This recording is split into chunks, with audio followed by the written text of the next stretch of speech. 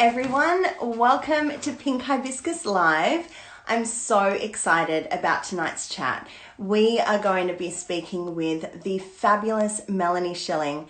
Now, you might know her best for her work as the expert on Married at First Sight, but my goodness, does this woman have an amazing history in human and behavioral psychology. We are going to delve deep into so much stuff. So it's definitely going to be worth a watch. We're going to cover everything from the difference between self-care and self-soothing. We're going to talk about her fertility journey, the work that she's going through at the moment. She's working on some amazing stuff, but I'll leave her to tell you all about that. We'll just wait for her to join. I hope you've had a wonderful week. I can't believe it's been a week since our last Pink Hibiscus Live with Melly. It feels like yesterday. An update on that, actually. Finally, I've been able to upload the video. So you can head to the Pink Hibiscus website right now. I can see Melly's on this live now, which is awesome.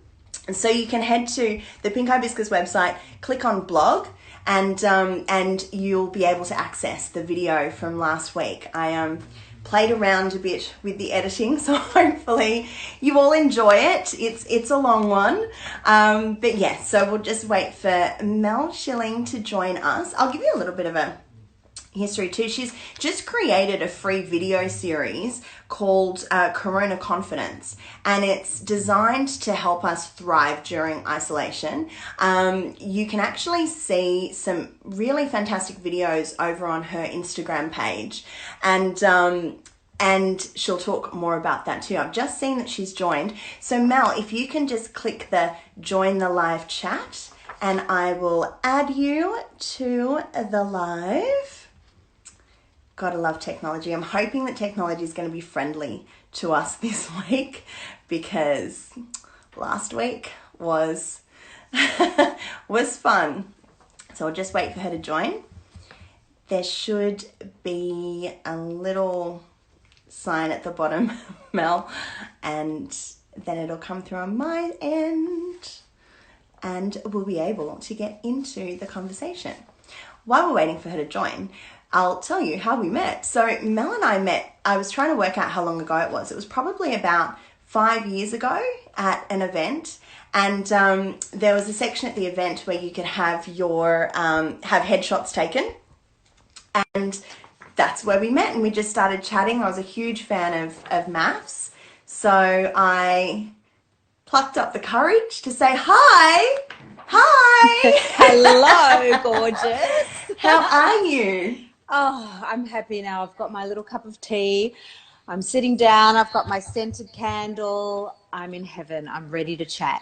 Lovely. Now, I'm wondering, you're actually a little bit hard to hear. Is it? Okay. Might be better. I'll take my phones out. Is that better? Maybe take... it's still a little bit low. If people who are watching, can you hear Mel okay? Maybe just tell us in the comments. How that sounds, everybody? It's very low. And my microphone's up, so I don't think it's on my end. Try again. Okay, cool. Naomi can hear fine. All good? Yeah, I'm gonna lip read. No. How are you? I'm really well, and I'm super happy to be here with you and your gorgeous group of women. What a lovely little place to be tonight here all together. I know, it's a lovely way to spend a Thursday. Yeah. Oh, there you go. Shelley said she can hear you fine when you're close to the camera. Yes, okay. Christopher, I have checked my volume. I'm actually going to try putting my headphones in and see if that helps. Okay. So let's see. Hold that thought.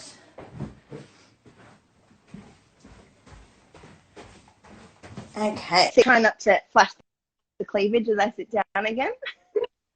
I like it. Yeah, okay, yeah, I can hear you good with my headphones in, so let's keep it this way. Alrighty. Oh my goodness, so you're in Melbourne now? Is that right? Yes, I'm going to try my headphones again while we're talking.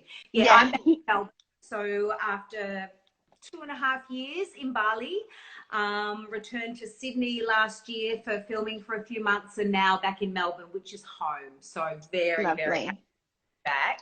Oh, yay. Are you going to be, do you have Yes. plans to head back to Bali? Are you going to be doing the No. nomad life again? Not right now. My daughter's just started school. Yeah. Although it's so cruel as a little preppy, she did, a few weeks, just started to get into the flow of life, and then isolation hit. So very much looking forward to her going back and just picking up where she left off.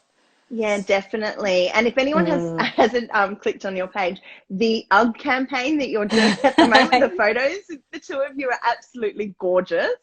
I love them so much. She's such a natural. She just is so comfortable in front of the camera, that girl. Exactly. Takes after her mama again.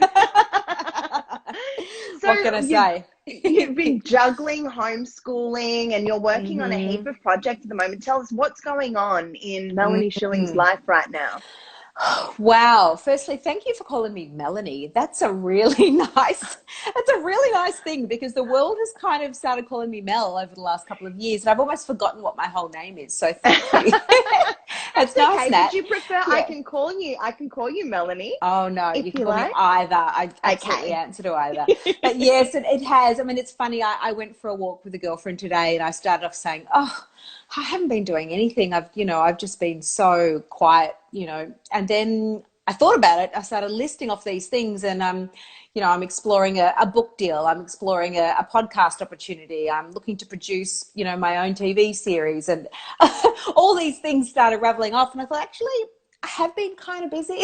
Yeah, just a couple of things, Yeah, I know. It is all exciting, but the cool thing is that all of these projects are around the one theme or the one concept, which of course is courage and confidence. So I feel like it's really just one project, and I'm just, offering it in a number of different ways, really. Yeah, that's wonderful. Well, tell us. So you've been posting some great healthy and interesting tips for isolation. There was something that really it sparked something in my mind, and I think a lot of people that I spoke to could relate to it as well, and that's the difference between self-care and self-soothing. Could you talk us through that a bit? Sure. And look, I think quite often people use the terms interchangeably, and that's okay. It doesn't matter as long as you get your message across. But really, for point of clarification, when we talk about self-soothing, we're really talking about that reactive stuff that we do in the moment when something bad happens. So it's a bit like psychological first aid, or that band-aid to get you through a moment, or to help you respond to something that's really stressful in the moment. It's short term, and it's sort of crisis management, if you like, in terms of your well-being. And then on the other hand, self-care is that much more proactive, ongoing, sustainable practices that you put in place, and try to do them daily or weekly or monthly. That regular commitment to yourself that gradually builds that more deep, sustainable, ongoing well-being. So with self-soothing, typically that might be things like, something just went wrong. I just got an ugly email from someone, or had a fight with my partner, or my kid is driving me crazy. What am I going to do? So what I've found is, particularly during isolation, many of us have been reaching for the unhealthy options just to cope, just to get through. I mean, can anyone put their hand up if they haven't been pigging out? Oh. I had the best snack pantry. So as soon as there was the whole, we're going to have to quarantine and, all that sort of, the self-isolation, sorry, not quarantine. Right. My goal was to have every snack that I love. So I'm talking licorice bullets and snakes and, all sort of like sour gummies and all that sort of, the whole bottom shelf of my pantry was just like Willy Wonka's chocolate factory. It was amazing. And I think it lasted me 3 days. And then I felt the pressure of having to restock it. And I'm like, well, that didn't get me very far. So I hear you. I've pretty much been having a daily dose, and I call it a dose like it's medicine, of chocolate. Every single afternoon there's a bit of chocolate that is happening. Yep, Adele, I hear you. Everyone's saying, oh, with the chocolate. And look, there may be a glass of wine on the daily as well, Yeah. and that's kind of a new practice. But and a lot of people you talk to are in a similar boat. They'll say, in my normal everyday life, I'm not a weekday drinker. That happens on the weekends, but at the moment, it's happening. So I guess, as a response to that, I guess my point is not about stop doing it, because I don't think that's realistic or fair. We're all getting through this in whatever way we can, but to just do it mindfully. So, excuse me, if you know that you are inclined to, binge on food that may be high sugar or high fat or something that's just, is not great for your body, to balance that out. So, I heard a dietitian talking recently and saying a really good approach here to sort of keep yourself on track is to just do one really good nutritious meal a day. So, you're getting those nutrients in your body. So then, if you have a bit of a licorice situation in the afternoon, it's not such a serious impact on your body longer term, because you're getting the good stuff as well. Yeah. So do you think that it's important? So for me, and the drinking is probably a really good example, because I'm not a big drinker at all. And I have been having wine during the week, which I don't normally even have it on the weekends. And it has been that kind of, okay, I'm going to switch off. But what advice do you give about identifying why it is that you're reaching for that, and maybe switching it out? So instead of reaching for the wine, I could go and put a mask on, something that is actually going to help me. Yeah, that's a really good point, is tapping into your why. Why am I reaching for this? And, at the moment, I think that also needs to be accompanied by a big dose of self-compassion and just going a bit easy on yourself. I don't believe this is the time to say, I must not have that one glass of wine. And of course, we're talking about moderation here. I'm not talking about binge drinking. I'm just talking about, an evening glass of wine. But you're right. If you are able to say, okay, I know I'm reaching for this because I'm feeling bored, or I've had a frustrating day juggling all the life, or whatever it is for you, to be able to go, actually, what I'm really needing right now is a bit of an emotional cuddle for myself. Maybe I can get that from a bath and a candle and some lovely relaxing music. Maybe there are other ways that I can achieve that. Yeah. I'm going to think about it now. I'm like, why am I reaching for the wine? I'm going to think about it before I reach for the next glass. I'm on water tonight. So right. I'm making a healthy choice. Yeah, good. So you're talking about working on a book and a podcast, and can you tell us more about that, or is it super secret? Well, look, it's very early days. It is a book that's been in me for many, many years, and I've had a few false starts in terms of being ready to commit to it.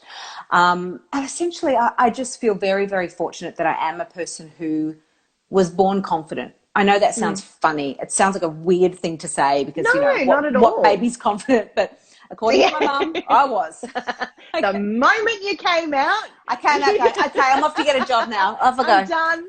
Don't need you. I'm ready. Yeah. That's pretty much how I was birthed into the world, which, isn't always positive. There are some negatives to that, but on the whole, that has been a real gift for me. And I know that there are so many people, in fact, probably the majority of people on the planet, don't believe that they were born confident, and therefore have opportunity to build this confidence, And so I've been studying and looking at the research over the years to really get to the bottom of what it is that makes people confident. Okay, if you're not born with it, how can you create it? Because it's something that we all want. And particularly at the moment, there is a crisis of confidence, I think, globally with everything that's happening. And the self-doubt that has crept in for a lot of people. And we're seeing this particularly now that we're moving towards softening the restrictions, and people are getting ready to go back to work. And all of a sudden they're going, oh, I don't feel so hot about, a bit nervous about going back into that sort of professional identity. So, for me, it's about courage, having the courage to, you'll feel the fear, but having the courage to actually take that small step towards your goal despite that. You've heard the old saying, it's become a cliche now, feel the fear and do it anyway. Yeah. I think that's incredibly powerful. You know, you can just see the little diagram. Do you feel fear? Yes, do it. Do you feel fear? No, do it anyway. You know, just do it. So there's really, and I'm not meaning to be flippant about that at all, because it's actually huge, you know. I mean, my mum was a classic example. She had a fear of flying for her, you know, whole life, adult life. And it was when she was in her late 40s, she decided to go and do a course. It was through Qantas, actually, in freedom to fly. And yeah, they taught her, you know, through all relaxation and all these different techniques, and then got her to first, you know, walk over a bridge and then go a little bit further, and then eventually flew in a plane. And now she's flown, you know, all over the world and has enjoyed wonderful, you know, international holidays and so on. That's a great service by Qantas. Yeah. Maybe I this believe is what they need to bring out now. Yes. But people are afraid to fly for different reasons. Different reasons, yeah. It's like walk toward a person, you know, touch them on the shoulder. Have a little handshake. Yeah. Do an elbow bump. You'll be fine. Yep. So that's the first step. You know, I think you can't build confidence unless you start with courage. So you've got to have the courage to put yourself in a situation, because one of the things confidence is built on is evidence. You know, it's not just an airy fairy little woo-woo feeling. It's actually a really clear cognitive process called self-efficacy, which is part of it, based on, I know I can do this because I've actually done it before. Or, you know, I've kicked some goals here, so that gives me a boost. And then the other component, of course, is self-esteem, which is about believing that I deserve happiness, or I deserve to win, I deserve to be okay. Yeah. Something that I found really interesting. So and everyone who knows me would say that I'm an extrovert. And I've always thought I was an extrovert until I started working from home a couple of years ago. And I actually think I'm an introvert. Yeah. I am relishing being at home and not having to be switched on all the time, and getting to choose when I switch myself on. So it was quite an interesting realization to me. And I was speaking to a friend a few days ago who found a similar thing since going into isolation.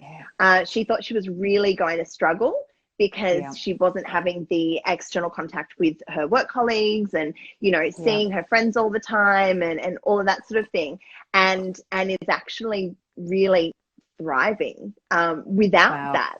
So it's quite interesting. Like, I think that a lot of people are learning things about themselves in this situation. And then it's about learning how to deal with the things that you're learning.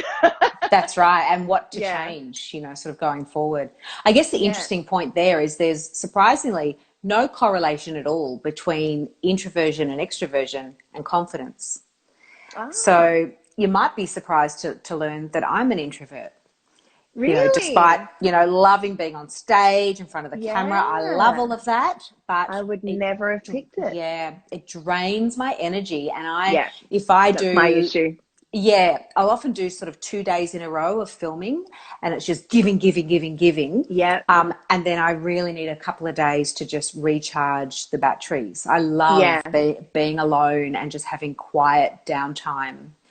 It's really important to me. Yeah. Yeah. No, and I never thought, I just think I kept pushing myself and thinking that I was enjoying it until it was quiet in the house and I was by myself, and I'm like, interesting. Oh, this is nice. And so like after a live like this, so I'll kind of gear up for it for the afternoon, and then I'll get up and I'll be on this adrenaline high.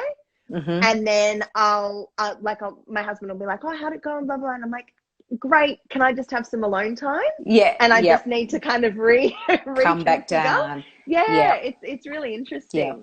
And what you're talking about there is a self-care activity.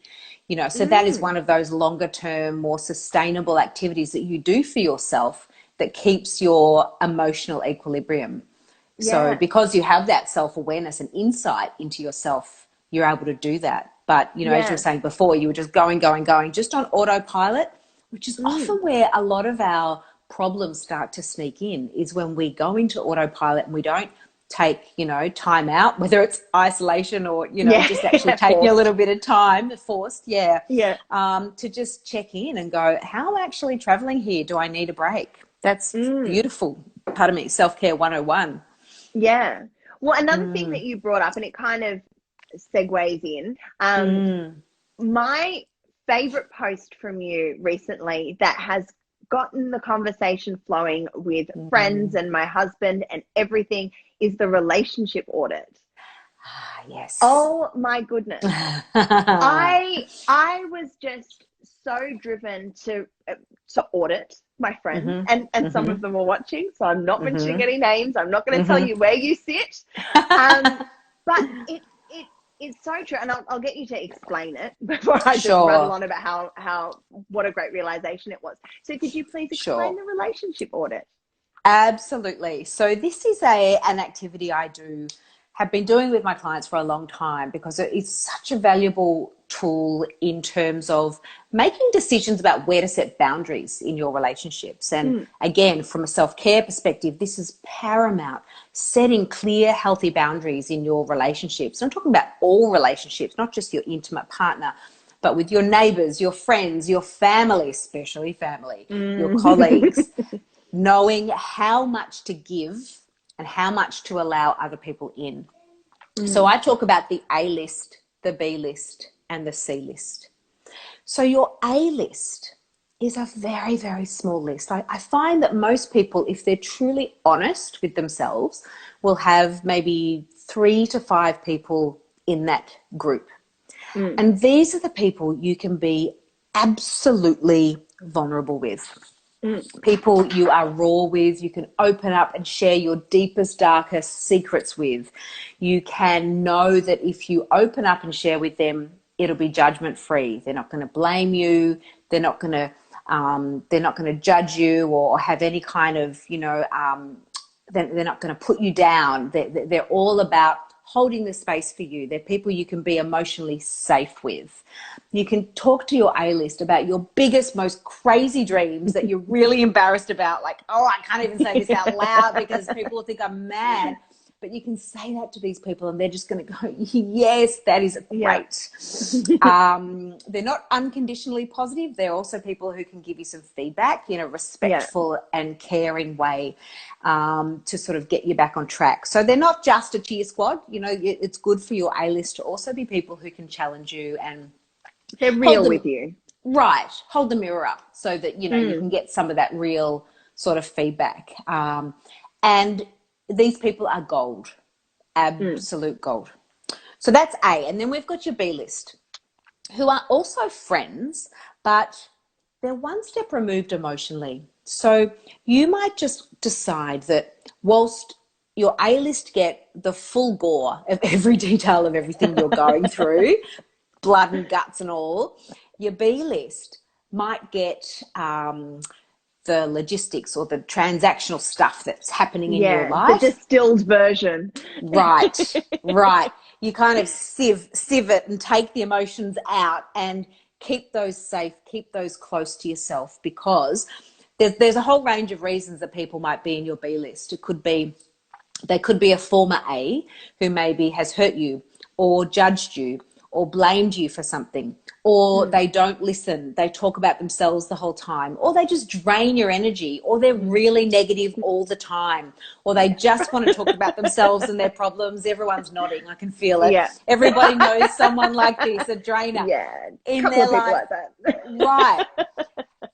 And then sometimes you'll find that B-listers can float into the A group, and they're essentially B's in A's clothing. So this is quite common. And this is where I find a lot of conflict in relationships happens, because you've got someone who's in your inner circle, but you haven't consciously brought them in. So maybe they've hung around since you were in high school, you know, so we call them a legacy friend. So someone who's just there because they've always been there. And you just sort of say to yourself, that story going on in your mind is, oh, yeah, I tell Jackie that. I've always told Jackie that. So if something happens to me, I'll tell Jackie. But, if you stop and think about it, maybe last time you told Jackie something, she told you she thought you were being ridiculous and you felt foolish and embarrassed when you told her that thing.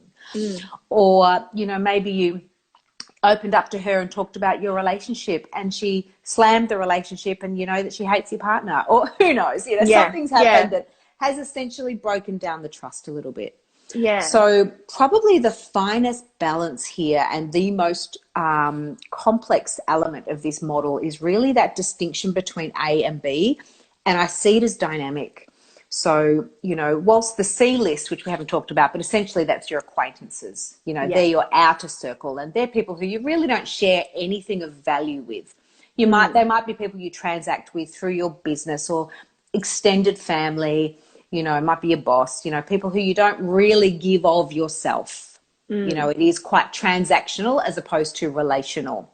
But it's the A and B, and this is where it really pays to be quite conscious in your evaluation of those two lists, because you're going to find that there's going to be people who are in your A list that don't deserve to be there anymore. Yeah. And you're probably going to notice from time to time there'll be people who will be outstanding B performers, and you'll think, I need to promote you. We'll just all have graphs in our bedrooms. Like our friendship. So break it down, you know. I know.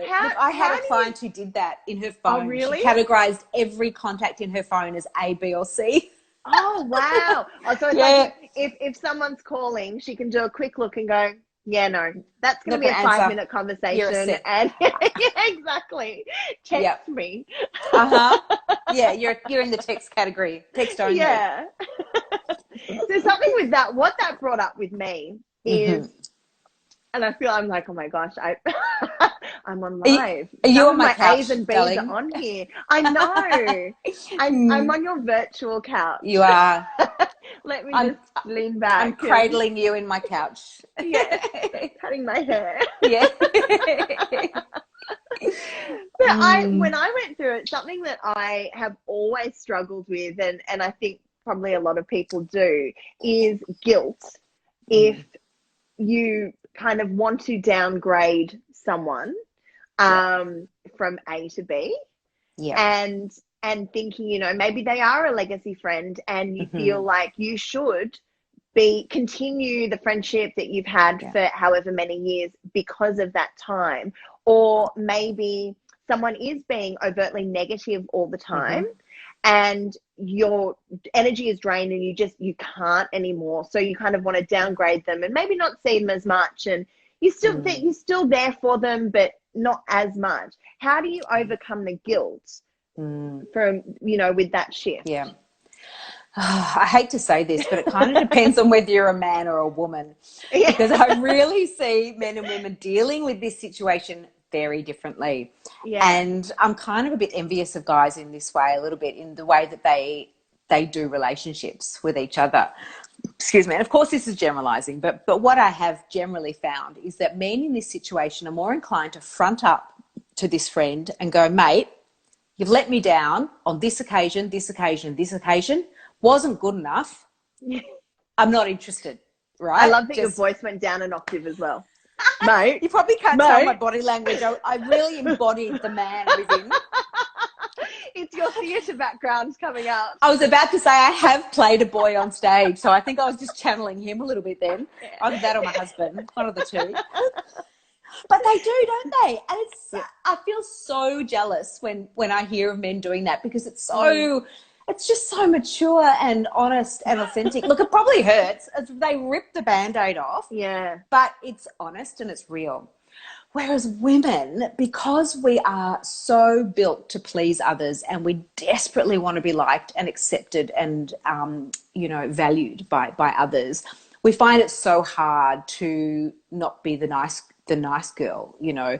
We've all read, well, many of us have read Lois Frankel's Nice Girls Don't Get the Corner Office, and I think this is a big part of it, where, you know, we've been socialized to be a good girl, and a good girl doesn't break up with friends. A good girl doesn't hurt other people's feelings. A good boy does, you know. So what I find generally when I have this conversation with women, they talk about quite a passive way out. Whereas a man might take an active, direct way, women tend to take a more passive way. And unfortunately, that often leads to ghosting a girlfriend, which, you know, as we know through the dating world, is considered a dysfunctional behaviour. It is not emotionally responsible. It's avoidant behavior, and it's, it's not really designed for grown-ups. So, and I guess it's a generalization. There are going to be women, because Kelly's just said, she thinks that most men don't like confrontation.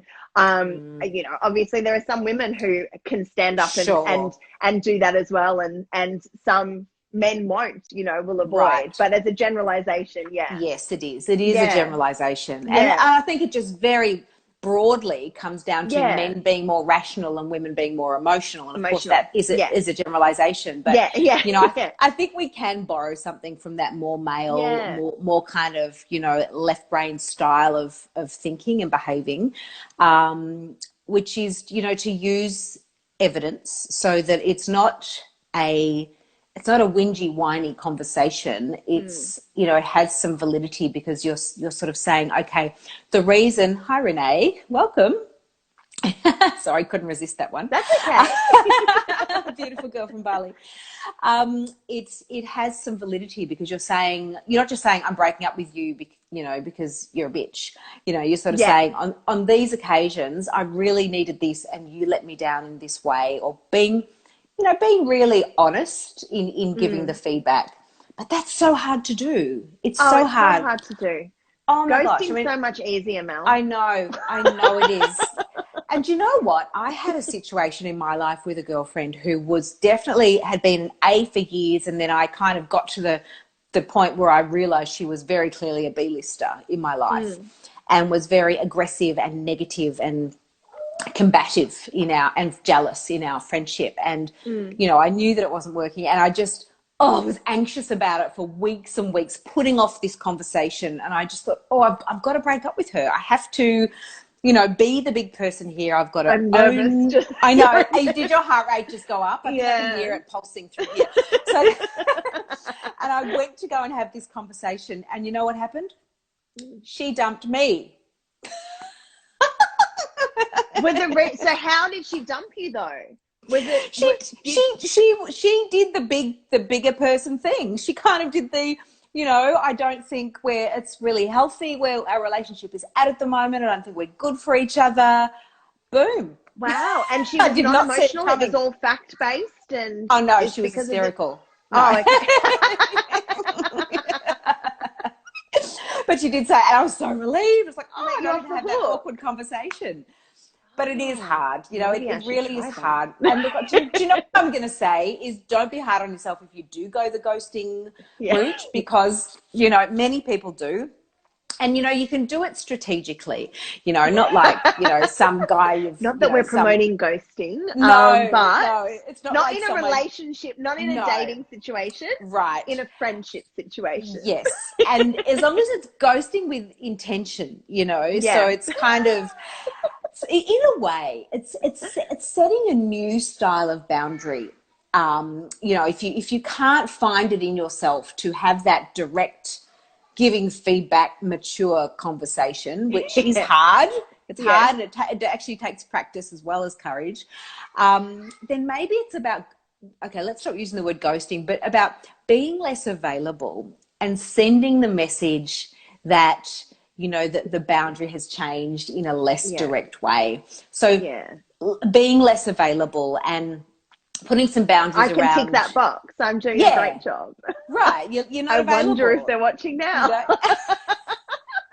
Even saying, I'll share this on Facebook, and I'll be like, so that's what she's been doing. You just tag them all in. Anymore. There's passive aggression for you. Post this, tag them in. What a great idea. Hashtag passive aggression. Yeah. Yes, forward to this part of the video. You'll really, really benefit. Oh my God, I can't believe I'm party to this.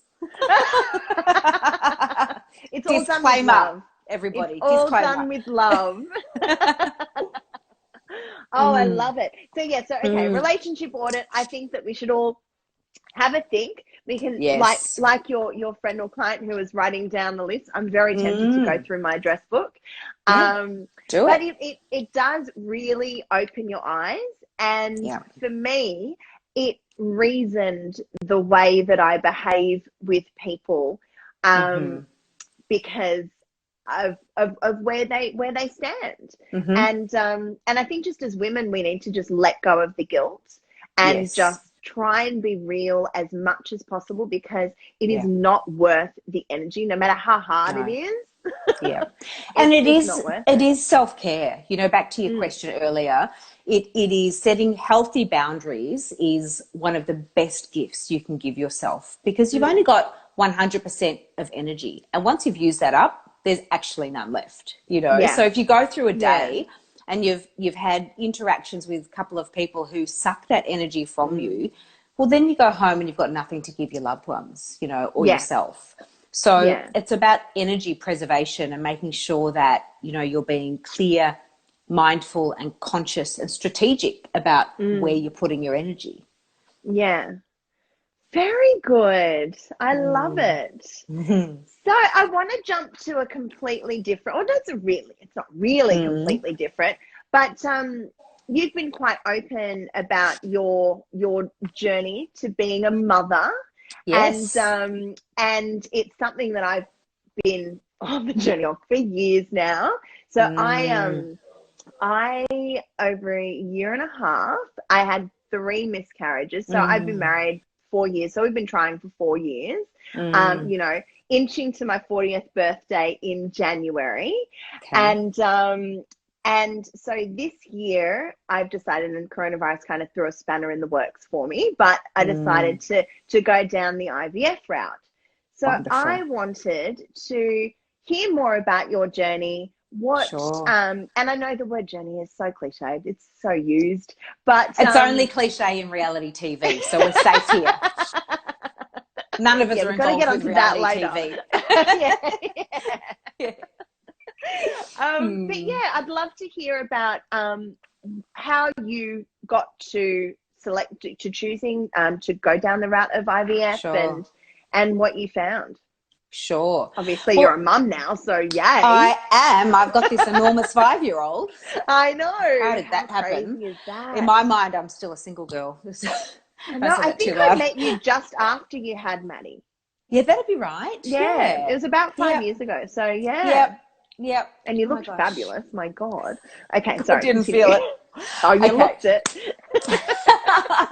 So I was single for my entire 30s. So getting married, having babies, none of that was on the agenda for me. I was all about traveling, living overseas, career, you know, the whole thing. There was nothing in me was maternal, and, you know, I still surprise myself in that regard. It wasn't really where I thought I was going. And it wasn't until I hit 39 that something shifted. It wasn't the biological clock. It was more about wanting a partner, you know, wanting someone to spend my time with and have this, you know, this great adventure life with.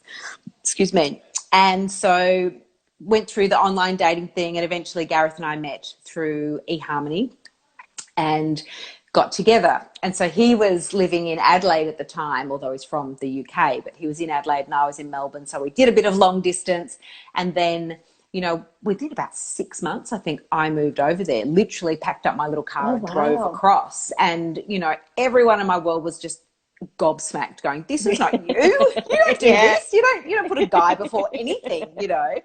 I was always the person in the bar that the guys would come up to me, and I had like a neon sign flashing across my forehead saying, get lost.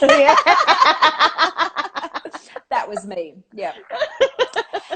So, you know, really inviting and very sexy, you know. Yeah. So that's exactly. You know, I mean, it's, you know, it's what every guy wants to, you know. Right. So welcoming, isn't it? Yeah. That was me. So when I suddenly had this massive turnaround with this guy who just hooked me, and all of a sudden I was moving, you know, to a different state to be with him in Adelaide of all places, you know, everyone was thinking, oh, this must be real. So it was, and it is, you know, so I've found my match. Yeah. As my mum always said, it's going to take a very strong man to, you know, to be your partner. To tie you down. Yeah, to be on that path with you, and I've certainly found him. So that was wonderful. I knew I'd gotten that part right. And then we kind of, you know, were doing this where he was wanting to have a child and I wasn't, and I was, he wasn't. And we kind of did a bit of this for a while, then eventually got to here together. And by that stage I was 40.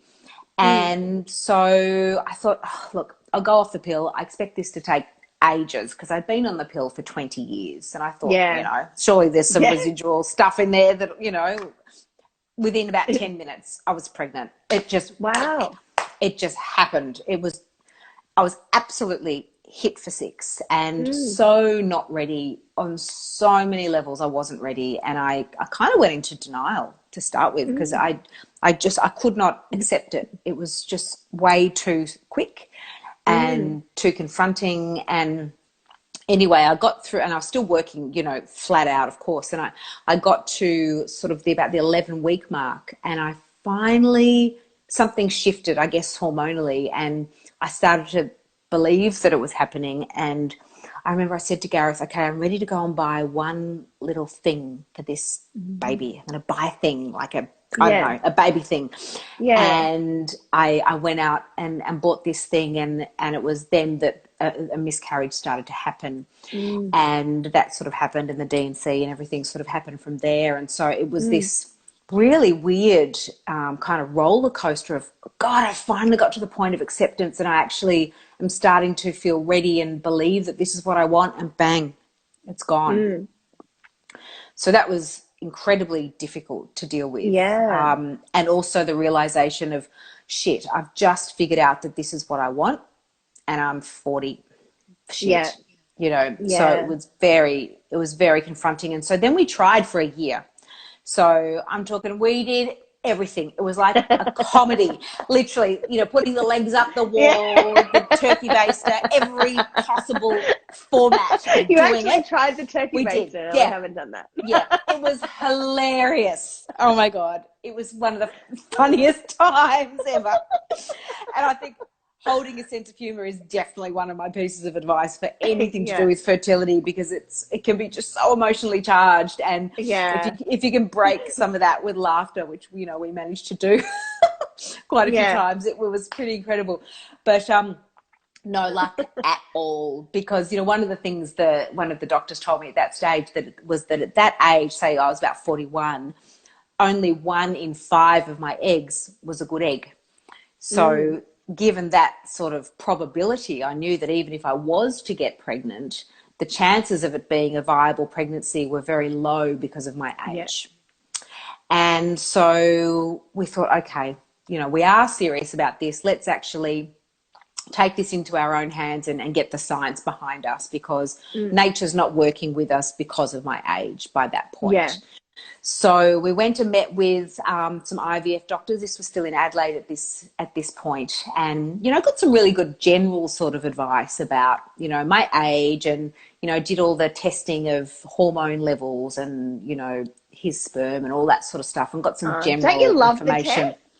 There's so many. And then you go to another specialist and they're like, did you have this test? It's like, well, I had 10 at this specialist. Is this another one? Okay, cool. Let's go get more blood done. I know. You literally sucked dry. Yeah. Yeah, you are. It's a good indication of what it's going to be like when you have children. Yeah, exact, sucked dry. Yeah. Especially you got to homeschool them. Yeah. Yeah. I remember Gareth saying one of the things when he had to do the sperm thing, he was expecting there to be, well, I mean, it's so unnatural to go into some room and you'd expect there to be like some sexy magazines or something. He said there was like this human body documentary. Oh, no. Totally really unsexy, like the man and the woman. And oh no, Nick had the magazines, but he said the thing. He's gonna kill me. But sorry, he's just in the next room. He can't hear. No. The thing that annoyed him was the girls on the reception desk were hot, and he's like, why can't they put old, ugly people on the reception desk? Because it's already really confronting, and then you kind of go back with your bag, and it's so embarrassing. Yeah. Okay, but let's not feel sorry for the men. This whole process is horrific for us. So good. They should have more embarrassment, I say. Yeah. Here's to it. More embarrassment. God. Anyway, we're not talking about them. We're talking about us. Yeah. So then moved back to Melbourne. And went to Monash IVF, which is who I cannot speak highly enough of, because this is where we got our success from, Monash IVF in Melbourne. And so we went through one cycle. So Oh my gosh. And, you know, the experience is obviously different for everyone. But for me, what was interesting was, you know, having to do the jabs. So every that's what day. I'm nervous about. Yeah. Oh, you don't look seriously. You have a stomach full of bruises, but you don't even notice it. That is nothing compared to everything else that happens in your body. The needles are just nothing. I think perhaps the most difficult part of going through an IVF drug cycle is that it's almost like it tricks your body into believing that it's pregnant. And so you look pregnant. Like I remember looking down and thinking, I look like I'm 6 months pregnant. I was that bloated. And emotionally, you know, you feel it, and it's really tricky because it's like you're behaving. You have sort of almost like a morning sickness, kind of nausea going on, and cravings, the whole thing. It's very cruel. And then, you know, as you'd know, the percentages are that more often than not, you'll get to the end of that cycle and it'll be a whole lot of nothing. Yeah. So it's really cruel. And then it's like, whatever, you know, your situation is. So it's that I find that's probably the hardest part is you're confused because hormonally you're getting these mixed messages. You know, your body's sort of being falsely tricked into believing it's pregnant so that, you know, you've got enough estrogen to create all those extra eggs, but you're not pregnant. So that's a really tricky part of it, I found. But then, you know, you get the joy of putting pessaries up inside you and, you know, cottage cheese pouring out of your body. And, I think my nephew's watching at the moment. Sorry, Samet. I just saw him aboard. And he's left. It's pretty hard to talk about IVF without getting really graphic. Maybe I'll try and keep it a little bit PG. No, it's fine. It's a pretty graphic process. Yeah. But we found, so at this stage I was 41. And 41. And so we got 8 eggs from that process. And, you know, they try and keep a few of them to get through to sort of, depending on the clinic, 3 or 5 days to get, you know, mature enough to be strong and robust to go back inside you. And we got 2 that got through to that stage. So because of my age, the doctors said, we're going to put both inside you, which of course means potentially twins. And so we had to have this big discussion, Gareth and I, going, whoa, okay, are we ready for this in case, you know, it's twins? And my sisters had twins, so I get what a huge, you know, life change it is. And we thought, okay, let's go for it. Jumped in with both feet widely spread. And bang, nothing. Really? From the 2? Nothing. Oh. I didn't even get a blip in my hormone levels. There was nothing. So such a disappointment. And then a day or so later, my doctor called me and said, look, there's this little egg that has been a little bit slower to develop. Like she's bringing up the rear, but here she is. She's just arrived at maturity. Do you want to put her on ice and see what happens? Yeah. And I said, well, okay, fine. So then I went into a natural cycle. I didn't do the drugs again. Yeah. They waited until I was testing it, blood test every day to check when I was ovulating, and I got it down to the second, you know. And then they put that little frozen egg inside me, and that's now Madison. That's awesome. I love it. She was the little egg that could. Exactly. And she was frozen for the first, you know, 6 weeks of her life. And she thawed out pretty well. And now she's here. Yeah. That's amazing. But I have to, I feel like I tell that story a little bit sheepishly because I know that going through one cycle and getting a baby is unusual. You know, I feel so fortunate. You know, I don't know what the stats are on that, but I feel so fortunate, particularly at that age that, you know, I was able to just do one cycle of that, you know, that drug process and to have a child. I know I've got many friends who've been through 7, 8, 9, 10 cycles. Yeah, same. You know, yeah. Yeah. I think it's one of those things where, and it's the old adage, if it's meant to be, it's meant to be. And there has to be something external to science that dictates that. And I think that that also kind of makes me feel better about the situation that we've been in. I look at now with isolation, and I know I wouldn't have been able to handle it. I don't know how parents are able to. And I kind of go, oh, I wonder if, you know, because I think that my grandmother is looking after our babies and go, no, I just want to kind of be with them a little bit longer before I send them down to you.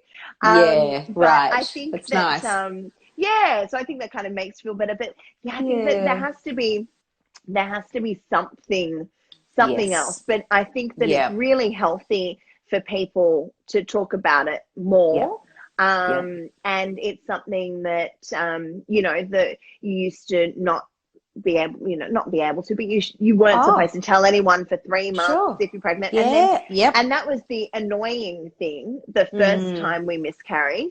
Because I miscarried on a ship I was working, and I was actually on the ship when it happened. Oh, no. And I didn't know I was like, and I'm trying to call my husband on land going, can you call the doctor and go, is this normal? And, you know, but no one knew. I couldn't tell anyone. And I had one person on board, and it was awful because I'm going through this, and and you're not supposed to say anything because it's, you know, not right. And so I've just screwed that now. So now I'm just like, if I speak, I'm not putting it on Facebook.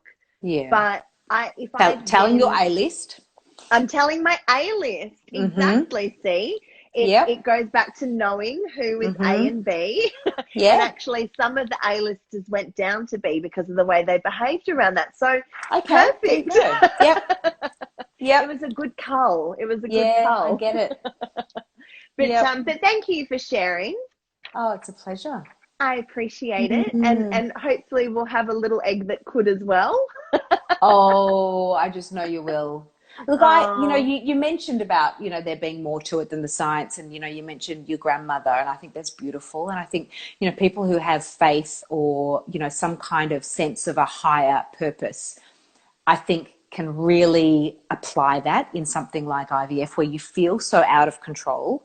You know, for me, I'm not religious myself, but I certainly have a strong spirituality. And for me, I did a lot of visualization and meditation, and I was doing a lot of acupuncture and yoga and stuff. For me, that was my way of taking care of the other stuff that sort of sits outside the science. And I think that's a really good way to do it, because if you just put all your faith in the science and that's all it is, well, you can't control that. You know? Yeah. Faith no, as I well. like that. Yeah. Oh, that's lovely. Well, we're going to shift on to another topic because we are going to come up to the point where Instagram kicks us off. Yes. Can we head into the Pink Hibiscus beauty rapid fire? Yes. Very hang on, important questions. Just a moment. I just need to do something. Oh, you just one do moment, a bit please. of a spritz. Yes. Get that energy happening. I love this. Where's my camera? I'm so glad you got your clear quartz. Oh, I love it. It's my favorite. Oh, I'm so glad. That one is my favorite of the three, actually. And that I created because of my grandmother. But anyway, love it. Beautiful. Okay, so we're going to start with, what is the best beauty advice that you've ever been given? You know, it's actually it's an internal one, and it's about drinking water. You know, I think when somebody told me that drinking water as you're getting older actually plumps out your skin, best advice I was ever given. Sold. There's a new incentive for drinking water, and it really does. Just stay hydrated.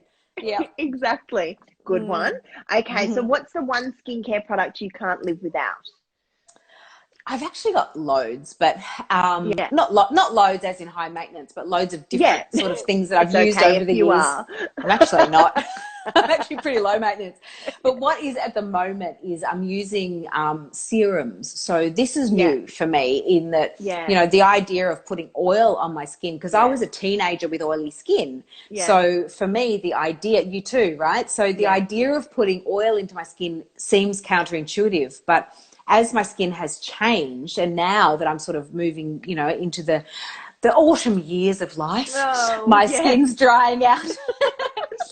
And I just love it. I love putting a serum and just feeling it all soak in and hydrate my skin. I love it. Yeah. Serums are great, and I've only just started using them. What I've discovered is that my skin can't really handle them every day. So I break out if I use them too often. Right. Yeah. Nick, you're still too young, sweetie. You're too young. Youthful skin can't handle it. Yeah. But so many young people are using it, and I'm like, are you using it because you need it, or are you using it because you're told that that's what you should put on your skin? So I use it now kind of 2 or 3 times a week, and it's perfect. It does what it's meant to do. But yeah, serums are great. Yes. What does your morning skincare routine look like? Well, I usually, yes, Ian, I am 21. Just checking in, just a bit of a fact check there. Yeah. He did his research. I like to use an exfoliator in the morning, and I've got a little Palmer's one. I love all the Palmer's stuff because it just, the coconut, it just smells like the beach. Yeah, I use the skin therapy oil on scars. Oh, nice. Yeah, lovely. So I do that. So there's a bit of, it's a very light sort of gentle exfoliation. And then I'll do a serum, and I find it takes a bit of time to seep in, especially if I'm going to do makeup. So I'll go away, do something, come back. And then a moisturizer with an SPF. Yeah. Then if I'm just going to be, I'm not working as such, what I've got on now is just a tinted moisturizer, a little bit of bronzer, a little bit of something here, and just mascara and sort of a tinted lip. Yeah. Yeah. Mascara is my go-to if I'm not going to do a face. It's mascara. Maybe I'll fill in my brows. Yeah, I did a bit of brow too. Yes. Yeah. Just opens up your eyes. Yes. Love it. And how about your evening skincare routine? Evening, well, I've actually been doing a lot of masks since being in lockdown, and I've even been wearing masks during the day because why not? Why not? I've got this beautiful one that I was given as a gift at a Business Chicks breakfast, actually, and it's I can't remember what it is, but it's really heavy, and it just smells like seawater, and that's just beautiful. Your skin just eats that up. But again, usually at night I use a serum, and I also have a rose hip oil that I use just around my eye and the sort of gentle area and in my cuticles as well, because it's just a bit more intense. Do you have our eye balm? Did I send you our eye balm? Yes. I use that one out here. I find that's nice. You can use it anywhere. I use it on my forehead, and I use it around my eyes, and I use it in this bit here. The vitamin A is amazing in it. Yeah, go crazy with it because it's done a lot for my expression lines. Yeah. It's vitamin A, cucumber extract, chamomile extract, and aloe vera.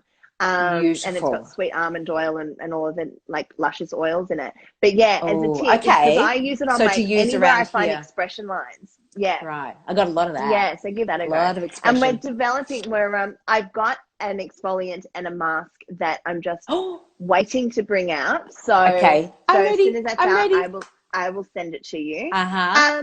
And I'm going to cut forward because we will get cut off because I always do.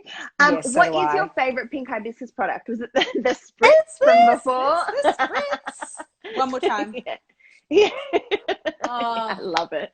And I put that on last at night. No matter what I've done, I put that on last. And I just find it so refreshing and soothing. Yeah. Love it. I spray the amethyst one around the bed before we go to sleep. Ooh, that's nice. Lovely. Just a little something, something. Oh. It has been so wonderful to catch up with you. I feel like I loved it. I forgot at times that we were actually publicly talking. I clearly did. I was talking about cottage cheese and your hoo-ha. I mean, definitely forgot. Yeah. Well, we Too need to comfortable. have an actual personal chat. Yes, very with soon, no cameras. without cameras and going Yes. live. I Yes. really appreciate you taking the time out, Melanie. Such Since a you don't want me pleasure. to call you Mel, no, Melanie. I have to call you Melanie. I know. That's when you're in trouble. I'm in trouble, exactly. Yeah, no, seriously, I really appreciate it because I know how busy you are, and I can't wait to hear more about what you're doing. Where can people find you before we get cut off? Instagram is the best place. So it's just at Mel_Schilling1. And, you know, that's where I am most days. That's where you find me. And, of course, my website is just melanieschilling.com. Full name. Awesome. Yay. Yes. Well, thank you so much. Thanks, we will Nat. chat soon. And I can't wait to see you in person. Absolutely. And have a proper hug, not a virtual hug. Yes.